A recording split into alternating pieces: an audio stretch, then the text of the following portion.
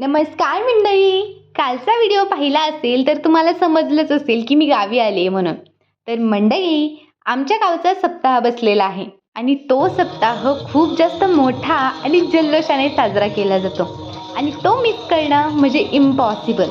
तसंही मी 2-3 दिवस already miss केले, पण आत्ता आल्यापासून मी दररोज कितीही कंटाळा आला असला तरी कीर्तनाला मात्र नक्की जाते, कारण तो आनंद खरंच भन्नाट असतो.